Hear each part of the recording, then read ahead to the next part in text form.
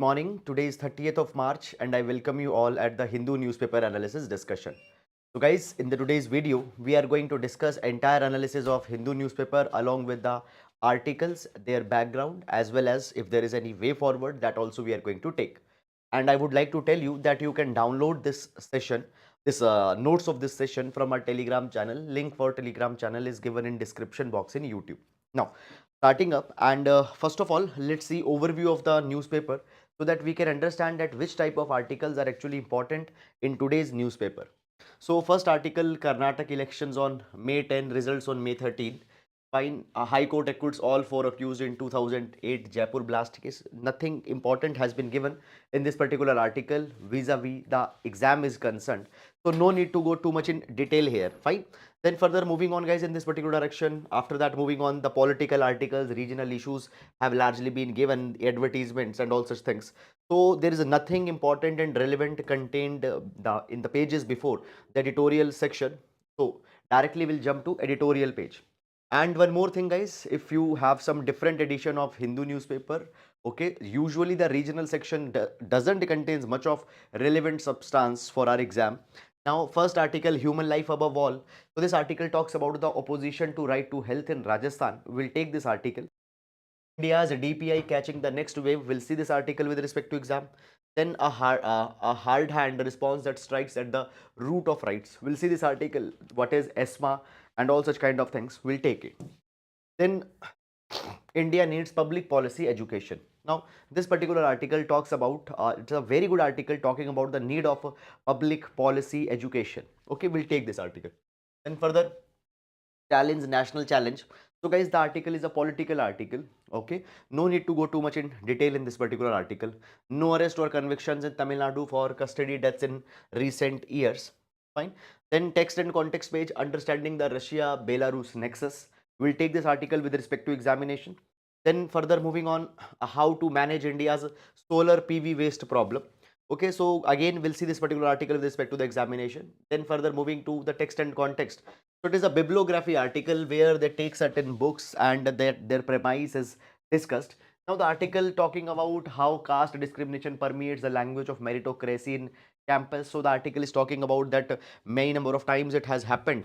Many number of times it has happened that the teachers have threatened the students, okay, that their attendance will not be marked if they belong to the if they are Dalits.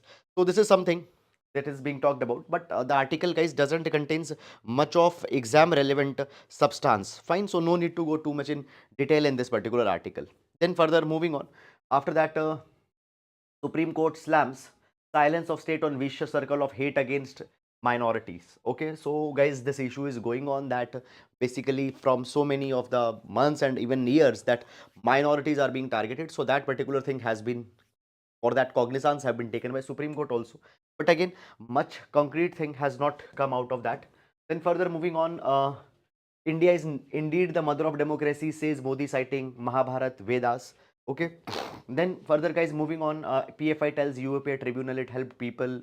Nothing important, much important in these particular articles. Largely, these political articles have been contained here on this page. Then further moving on, no eviction in Great Nicobar project. So we'll see that what is this Great Nicobar project.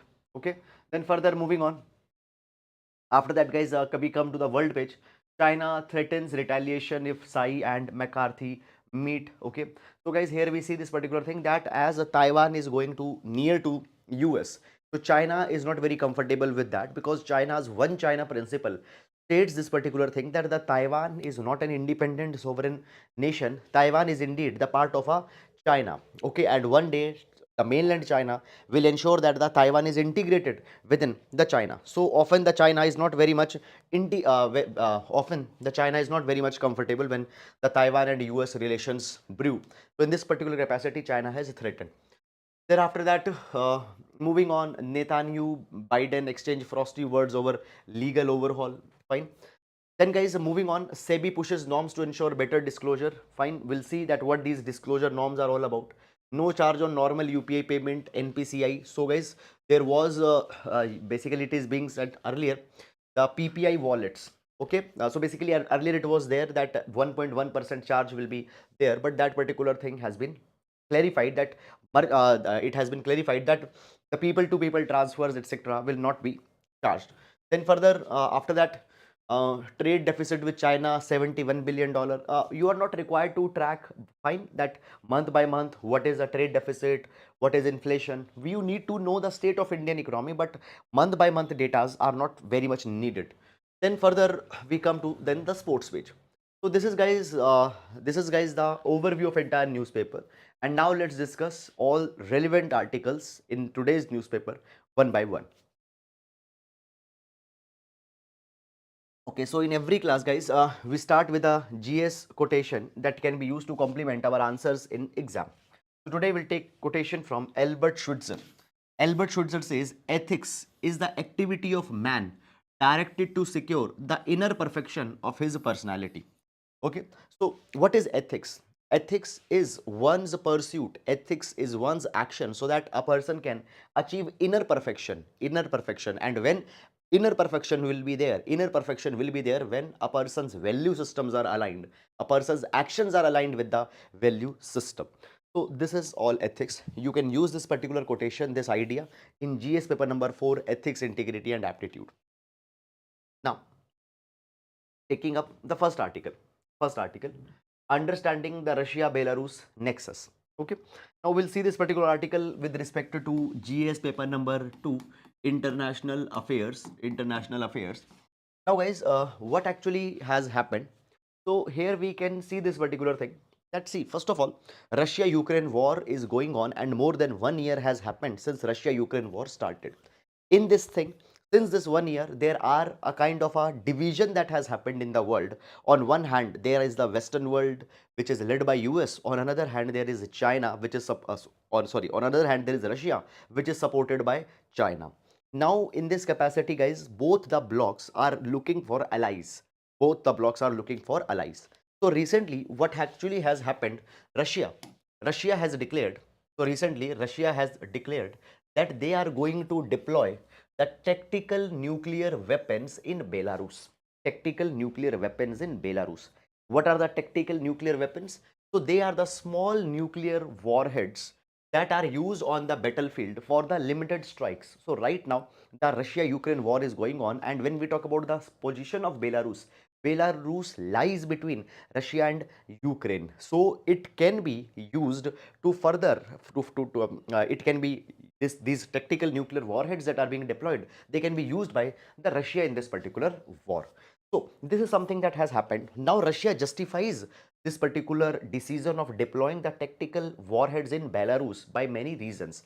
Reason number one, Russia provides this particular thing that recently what has happened, UK has decided, okay, recently UK has decided that UK will supply armor piercing rounds, armor piercing bullets to Ukraine. Now these armor piercing bullets to Ukraine can be basically they will be used against Russia, and they can provide a lot of help to Ukraine.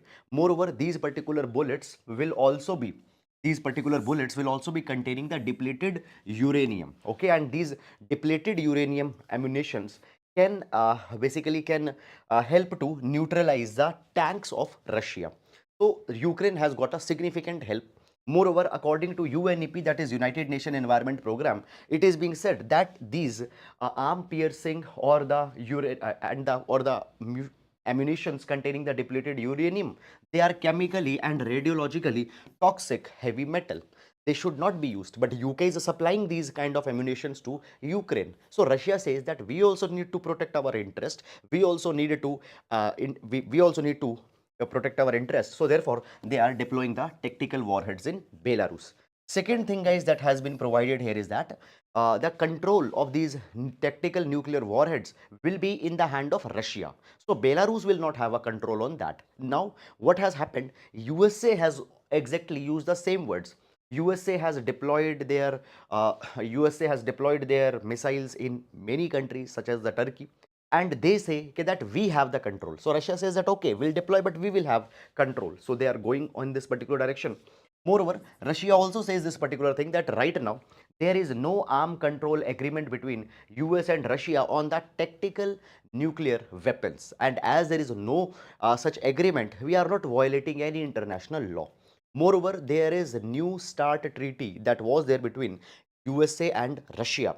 Now, this particular treaty provides an obligation that both the countries cannot have more than 1550 warheads, but that doesn't apply to tactical warheads. One thing. Second thing, this particular treaty has also been suspended recently by Russia. So Russia says that there is no such kind of existing arrangement and we are not violating anything. So Russia is justifying their decision to deploy the tactical warheads in Belarus. Again, I'll explain, guys. Tactical warheads, nothing difficult. These are the small nuclear weapons which have a limited reach. Majorly, they are used into the battlefields. Okay. So this is something that has happened. Now, guys, when we talk about the Belarus and Russia, these two countries are very close to each other. Recently, Russia has also helped to upgrade the Belarus's planes. They have upgrade their warplanes so that they can carry nuclear weapons. Now, logically, one question comes that why Russia has chosen Belarus? What is the reason that there is so deep relations between Russia and Belarus? Okay, so let's understand these reasons. Reason number one, first of all, guys, Belarus was the former Soviet state. So when we talk about the USSR, which got collapsed in 1991, Belarus was the part of the former Soviet Russia. So therefore, there is ideological relations that are there between Russia and Belarus. Second reason is that basically cultural similarities are there in Russia and Belarus. For example, there are substantial population of Belarus. It speaks Russian. It speaks Russian. It is predominantly aligned to Russian culture. Both the countries have orthodox ideological prevalence. Okay. Then, guys, when we talk about Belarus, it is also the partner under the Russia-led alliance, that is collective security treaty organization. Now, guys, as we have NATO, you can understand that CSTO is a counterpart of NATO, which provides the security guarantees to the Eurasian Economic Union. So Belarus is a part with that. So obviously, deep relations are there between Belarus and Russia. Then after that, there are also other reasons that see that Belarus also gets subsidized oil and natural gas from Russia. So as they are getting such patronage from Russia, they are bound to adhere to what Russia wants from them. Then right now, guys, when we talk about Belarus, so Belarus, the president of Belarus is popularly known as it is also called as Europe's last dictator. Europe's last dictator. And who is supporting the Belarusian president? Who is supporting the Belarusian president? Alexander Lukashenko, Russia.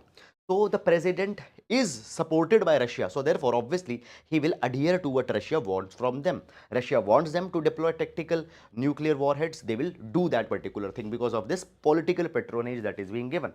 Then Belarus's position also has a huge geostrategic advantage. For example, it lies between Russia and Ukraine. Okay, so therefore it is a geostrategically important position. Then also it lies between Russia and Poland. And then it also has the boundary with the three NATO states. What is NATO? NATO stands for North Atlantic Treaty Organization. NATO is a military alliance that is led by US. So it also shares the boundary with the three NATO states, that is Lithuania, Latvia, and Poland. Okay, this is the reason. Now, guys, see this thing that in past we have seen that now Belarus is so aligned with Russia, but in past Belarus have tried to go against the Russia also, and we have those kind of an examples also. For example, in 2014, when Crimea was annexed by Russia, that annexation was not acknowledged by Belarus. Moreover, it also resisted the pressure from Russia to have a military base. Russia wanted to deploy a military base. It did not allow that particular thing. So it shows that there have been some kind of a frosty relations also that were there. But these things started to get changed after 2020. Why? Because in 2020, anti-government protests started in Belarus, and these protests were widely against the president. And at that point of a time, Russia helped the president with $1.5 billion of loan. Okay, and basically helped in consolidation of power by the Belarusian president. So therefore, now as a kind of a payback, Belarus is helping Russia. So this is guys all about this particular article. Fine. I hope that you have understood this article, and now we'll move to next article.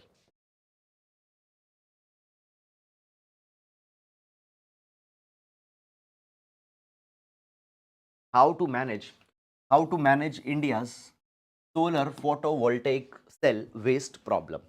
We'll see this article with respect to GS paper number 3, with respect to the GS paper number 3 environment. Okay. Now, let me give you some of background information. So guys, the background, first of all, understand this particular thing, that right now India is moving in direction with renewable energies. And recently what has happened, India has upgraded their INDCs also. India has actually adopted the Panch Amrit targets also. Now the Panch Amrit target were taken in COP26, that is 2021 in Glasgow. And right now, India's goal is that 500 gigawatt of electricity, and 50% of electricity should come from renewable sources by 2030. And when we talk about the renewable sources, solar energy happens to be one of an important renewable energy source.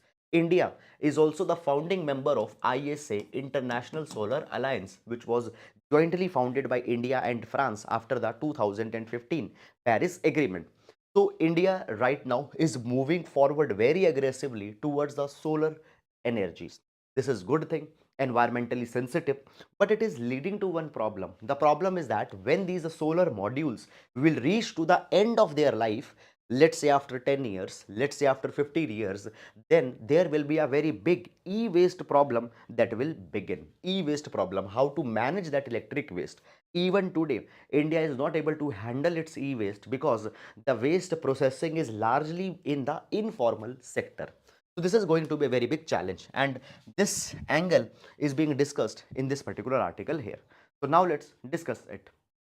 Okay, so basically it is being said that today India happens to be the world's fourth largest, India has the world's fourth largest solar photovoltaic cell deployment.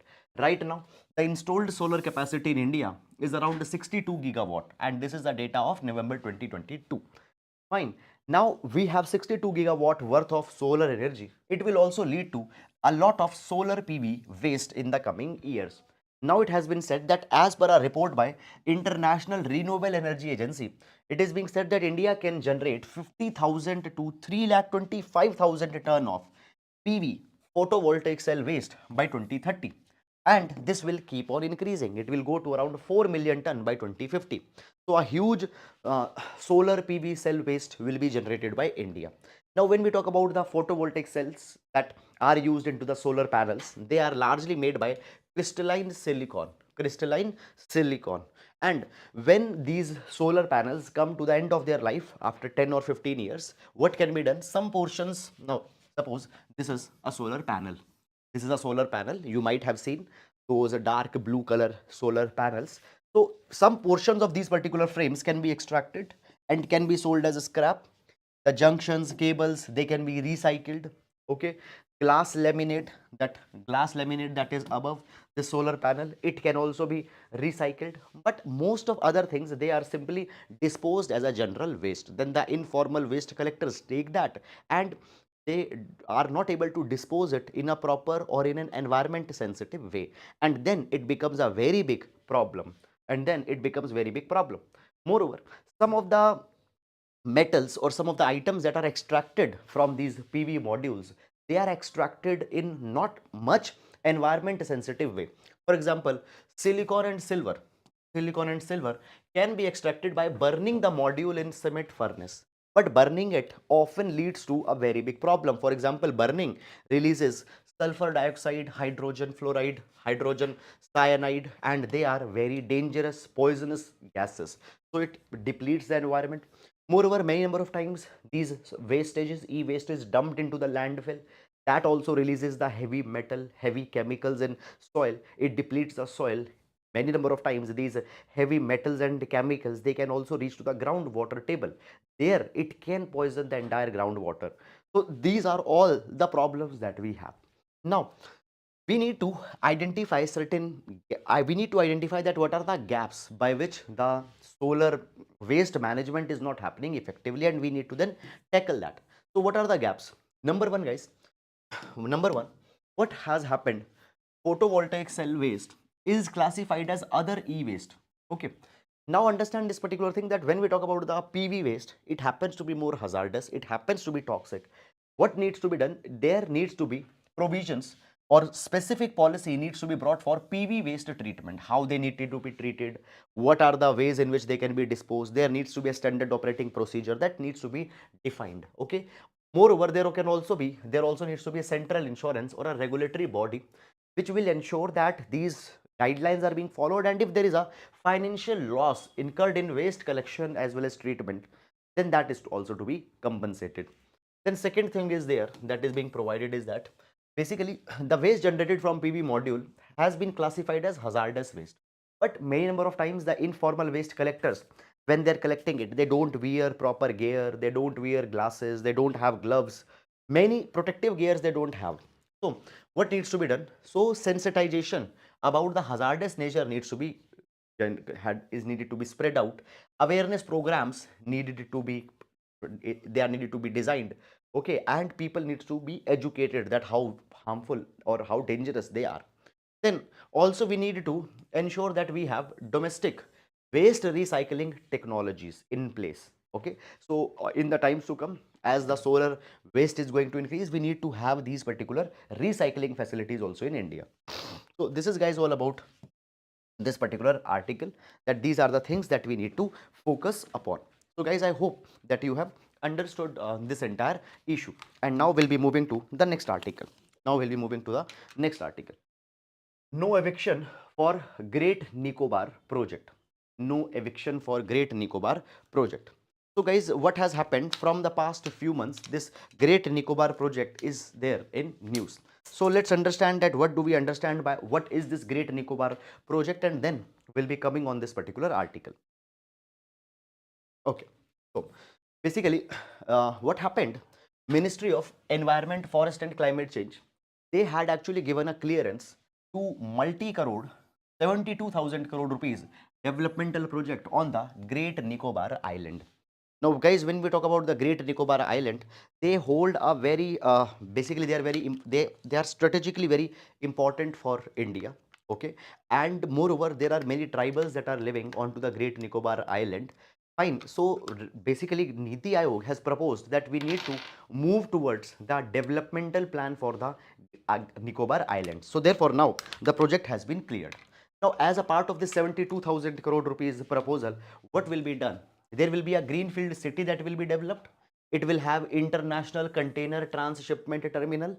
There will be a greenfield international. Now greenfield means when a project is made from scratch. Suppose there is no existing airport and from scratch you build airport, that is greenfield. If an existing project is upgraded, that is brownfield. So greenfield city, greenfield airport, international container transshipment terminal, power plant, township will be developed. Now as this particular thing is going on, then the environmentalists have opposed it. Environmentalists say this particular thing, that it will lead to the diversion of lot of forest. It will also lead to the diversion of lot of land where the tribal people are living. Okay, moreover, so these have been the protests. Now as we talk about this international container transshipment, this port will be controlled by the Indian Navy. Okay, airport will have military civilian functions and will be controlled in such way. Okay, now the problem is the diversion of land, problem is the diversion of the forest. So this have been the protest. Okay, now in this particular capacity, guys, what has happened, the government has provided this particular thing, that evictions will not be carried for this particular project. So project will be built in such particular way that minimal evictions will be there. So this is, guys, the entire issue in this particular direction. Beyond that, you are not needed to go. Fine. So this is just basically you need to know that what is this Great Nicobar Island Development Project. Now everyday development, no need to go there.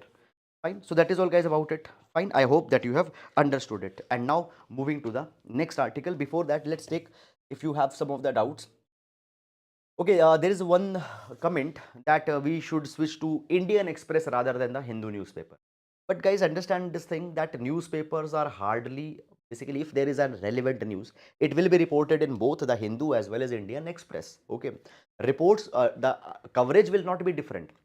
Only relevant issues are asked in UPSC exam, and if is a relevant issue, it will be covered in almost all the newspapers. Okay, so it hardly matters. It is not the case that okay, Indian Express is covering some articles, editorials will obviously be different. Okay,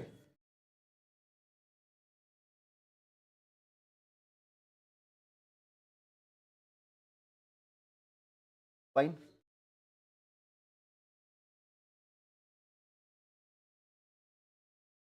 Human life above all, human life above all. Now, what this particular article, guys, is all about. So, first of all, let me tell you the context. So, recently, what has happened? Rajasthan government has come out with a new act, that is the Right to Health Act. And in this particular Right to Health Act, the Rajasthan government has given the statutory recognition to Article number 21. Now, when we talk about the Article number 21, so Article 21 provides the right to life and liberty. And within right to life and liberty, right to life will not be completed till the right to health is given. Now, this particular right to health was actually appreciated a lot by the civil society, by the citizens, but the doctors, they are protesting and they are saying that it is a draconian law. And they are protesting. They have protested that such kind of a right should not be provided. So, in this particular article, we are going to understand that why this particular Right to Health Act is being opposed. So basically, first of all, this Right to Health Act of 2022, it aims to provide the fulfillment of, it aims to provide equity in healthcare. It needs to ensure the healthcare for all the people. Guaranteed access to quality healthcare is to be given to all the residents. Out of pocket expenditure. Many number of times people are not able to afford the costly treatment. So out of pocket expenditure is to be reduced. Now this particular law provides this particular thing, that if a person is facing a kind of an emergency, then that particular person can approach to the healthcare institution. The person can approach to the healthcare institution, and even the private healthcare institutions have to provide the healthcare. They cannot refuse a person to admit into the hospital, saying this particular thing that you first need to pay money, you need to deposit money. So on the basis of the paying capacity, treatment cannot be refused. On the basis of the paying capacity, treatment cannot be refused by the private hospitals. Now, government says this particular thing that we will compensate for that. Government says that we will compensate the private hospitals, but you cannot refuse the treatment.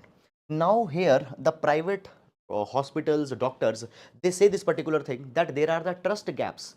They don't trust that government will actually pay. It is being said that those bills will not be cleared. So therefore the hospitals and the doctors are saying it is a draconian law.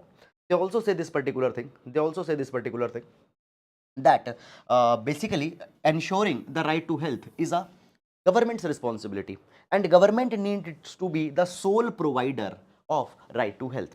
So it is to be in government hospitals that such kind of obligation should be imposed, not on the private hospitals. So this is something that is being criticized. Now guys, when we talk about the medical ethics medical ethics are actually based on the sanctity of human life, but that sanctity of human life is not being understood in this particular case. Moreover, when we talk about Supreme Court also, in 1989, Supreme Court has observed that every injured citizen who is brought for medical treatment should instantaneously be given medical aid, and his life or her life should be preserved. Okay, procedural criminal law should be allowed to operate in order to avoid negligent death. So even Supreme Court has recognized it, but now the private hospitals and the doctors are coming in opposition. So basically government as well as the private doctors, health practitioners, they need to have a dialogue with each other, and they need to bridge the deficit that has developed. This is all about this particular article, guys. Now moving to the next article. India needs India needs public policy education. India needs public policy education. Now this is going to be a very good article for GS paper number 2 governance. GS paper number 2, governance public policy. Now, what the article is actually talking about, guys? Article provides this particular thing that see, India is a welfare state. See, understand, India is a welfare state, and India being a welfare state has to provide social justice, has to provide equal opportunities, has to provide the basic dignities of life to everyone, irrespective of their religion, irrespective of their caste. Fine, this is to be provided. Now, the article says that whether welfare is actually being delivered to the people or not, it depends on public policy. It depends on public policy. If public policies are good, if public policies are made by rational logical principles, those public policies will spur economic growth. They will be able to provide public welfare. They will be able to improve the ease of living for the citizens if public policy is good based on rational principles. But actually today, now see, who makes the public policy in India? These are not the ministers, okay, or the prime ministers who are writing the public policy by themselves. Rather, the civil servants, okay, civil servants, they are the one who make the public policy. But the problem is that a very less percentage of civil servants, they have ever done a formal study of public policy. They have very rarely, they have read public administration. So main number of times the civil servants, obviously we know that the most of the civil servants, they come by competitive exam. You preparing for UPSC, you will clear this exam, you will become a civil servant, okay, then you will also be involved in public policy formulation. But let's say you have come from a technical background, you are a BTech, you are a doctor, okay, and even in UPSC you have taken the options such as sociology, anthropology, you never read the public policy, but you have to make public policy. So what is the problem? That most of the civil servants, they don't have any exposure of public policy, and even the public policy courses are not being given in universities and colleges. Okay, this is something that has been provided, and because of that, in terms of efficiency, effectiveness, these public servants are not that much effective. Now, universities don't have many programs. Why? Because, guys, you see, the programs in universities uh, are designed in such a way, basically, the see, why people are going just for BTech type of courses or technical degrees, because these degrees can provide you job the moment you come out of your college.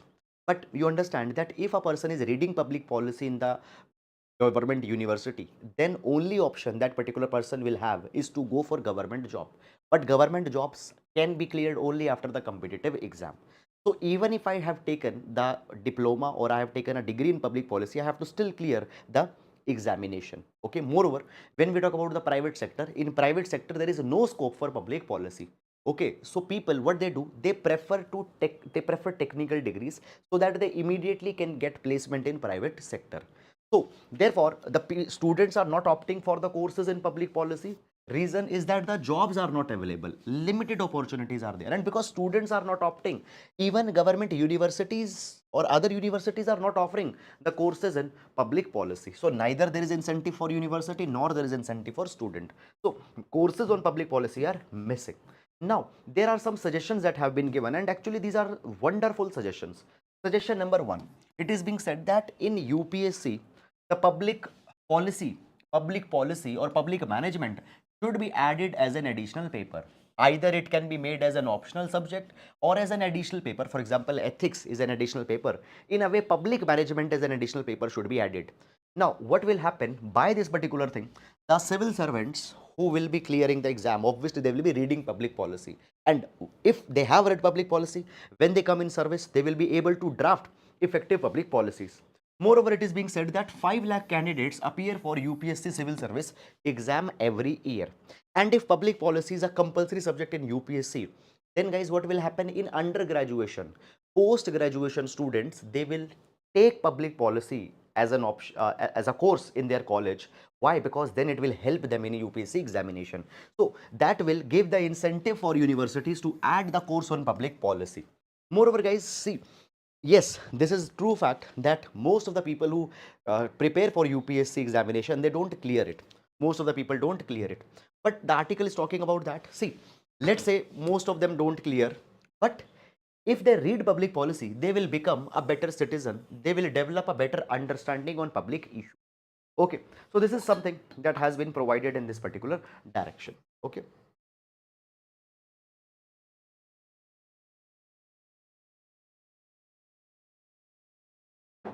Then there is also one more suggestion that is given, is that the training of the government should also include a larger component on public policy training.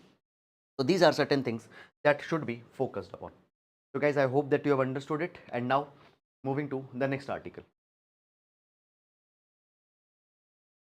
India's DPI catching next wave. India's DPI catching next phase. So this article will see for GS paper number 3, digitization of economy. Digitization of economy. Now, what this DPI word means? What is this? The meaning of the word DPI. DPI stands for Digital Public Infrastructure. DPI stands for Digital Public Infrastructure. Now, digital public infrastructure includes all the applications, platforms, or initiatives that the government has brought. For example, UPI, then there is UPI, there is DigiLocker, then there is Aadhaar, then there is a COVID platform for effective vaccine management. So all these particular initiatives, they are called as the part of a digital public infrastructure. Now it has been said that since 2014, digital public infrastructure has been given a lot more importance by the government. For example, rebirth of Aadhaar happened in 2014. Okay, and actually today the Aadhaar is your digital identity, and on the basis of Aadhaar, most of the services are given. Now, it is being said that initially there was a lot of resistance against the Aadhaar. The judgments of Supreme Court, okay, where government, that there was a Supreme Court judgment where Supreme Court affirmed privacy and gave more importance to privacy. And in the name of privacy, there was a slow opening of Aadhaar card. For most of the services, Supreme Court says that the Aadhaar card cannot be made compulsory. So there was a slow opening of Aadhaar. But as Aadhaar got adopted, Aadhaar has brought a lot of ease. A lot of ease. How a lot of ease has come? Let's see this. Today you want to open your bank account. Today you want to get a SIM card. Today you want to carry any authentication. Okay, your identity authentication. Everything happens seamlessly by Aadhaar sector. Okay, so today there is a gradual opening of Aadhaar that has happened. There is a voluntary usage of Aadhaar by the people. Even for private sector applications, the Aadhaar being used. For example, opening of a bank account in a private sector bank, it happens by the Aadhaar. This is something that has happened. So Aadhaar is actually giving, helping and providing ease of living to the people. Then there is also one more digital platform, that is Digi Yatra. So guys, when you go to airport, many number of times you need to, there are many checks that will happen. You need to show your ID card, you will be verified. Now what has happened, this Digi Yatra platform has come. Okay, and under Digi Yatra, what you can do, if you have registered yourself at the Digi Yatra, then you recognition, you will be cleared fine at every stop. You don't need to, you don't need to stop. Then there is also DigiLocker, which is a kind of a cloud storage where more than 150 million users are using it, and there are 6 billion documents that are being stored. So you can store your date of birth certificate, your vehicle registration certificate on the DigiLocker. So this is a kind of a platform for which people are using for storing their documents. And guys, actually what has happened, many of the government platforms have been synced with the DigiLocker. For example, passport. If you are applying for passports, okay, then there are a lot of documentation that is to be done. But today, not even a single PDF is to be uploaded on the passport platform. Your passport, when you are applying for passport, all your documents will automatically be fetched by DigiLocker. Just you have to give a consent. Just you have to give a simple consent. This is something that is happening. DigiLocker is also being used by the Karnataka Police recruitment, Karnataka Police, to verify the people's certificates, people's documents. Okay, then the next digital infrastructure, the digital application is UPI. So we know guys today that how UPI has made such an ease in the money transactions. Today if we talk about UPI, okay, so per month, so it is being provided that in UPI, it has now crossed 8 billion transactions per month, and the value of these 8 billion transactions is around $180 billion per month. So these many transactions are happening through UPI. Okay, so the article is saying this particular thing, that the day-to-day struggles that were there, day-to-day struggles, day-to-day drudgery, day-to-day problems that were there, they most have been solved by these digital platforms. Okay, so this is guys all about this particular article. I hope that you have understood it. And now we'll be moving to the next article. A hard-handed response that strikes at the root of rights. So this article will be seeing with respect to GS paper number 2, polity. Within polity, right to strike. Within polity, right to strike. Now, let's take the article as what it is talking about. Okay. So basically, guys, recently the Maharashtra government, what they have done, they have invoked the Maharashtra Essential Service Maintenance Act and has restrained the employees fine from participating in the strikes. Okay. Should it be done or not? Now, first of all, what do we understand by the ESMA Act? ESMA. ESMA stands for Essential Service Maintenance Act. Now, if this particular act is invoked by any government, it means that the employees cannot participate in strike if they are in a essential service. Now, what is essential service? Essential services are those services which are considered important, which are considered as life sustaining. For example, electricity is an essential service. For example, sanitation is an essential services. So employees working in electricity department, employees working in sanitation department, these are essential services. So the employees working here, they, if ESMA is applied. Now, this is something that has been provided. Now, basically, the article is saying this thing that workers, the right to strike is one of the most important right for them. And it is provided that often the right to strike, it has some deep rooted reasons that people are going for that. There are not purely political strikes that you are curbing them. There are economic, there can be social, there can be many grievances that are there, they need to be addressed. This is not something that should be done. Moreover, it is being said that now there is a lot of urgency in the government to invoke the ESMA. There is a lot of urgency, and it is basically what happens. It is nothing but a kind of a colonial mindset. Today, governments have clothed themselves with wide powers. Okay, with wide powers, and by this particular thing, they are using it. So the article is talking about that in a democracy, such kind of a things needs to be taken up with a lot of caution. This is entirely the substance that has been given in this article, nothing beyond that. So I will not advise you to go beyond it. Then next article, SEBI pushes norms to ensure better disclosure, boost transparency. Now guys, this article will see with respect to the GS paper number 3, economy. Now, let me give you a little bit of a basic background information first. See guys, there are many times a lot of rumors that come in market. Okay, and these rumors are with respect to the listed company. Okay, and many number of times these rumors, they actually trigger uh, the indiscriminate selling of a share. Sometimes they trigger indiscriminate buying of a share. Okay, for example, a rumor comes in the market that XYZ company has signed a historic deal with ABC company. Okay, now after this, what will happen? People will think that as this deal has happened, fine, the prices of this company will go up and people will start buying it. Automatically, what will happen? The stock prices will go up. Now, understand it was a rumor. Okay, so what has happened? It is a rumor. So it has affected the share pricing. So main number of times the negative rumors are also there in market. So rumors, they impact the stock pricing, they impact the stock markets. So what the article is talking about, that SEBI, that the SEBI is providing this particular thing, that in order to improve the disclosure, transparency, the listed companies, large listed companies need to confirm or deny price sensitive market rumors. Those rumors which can impact the prices of the shares, either they accept it, yes, it is true, or they need to reject it, that no, it is not true. And all this thing needs to be done within 30 minutes.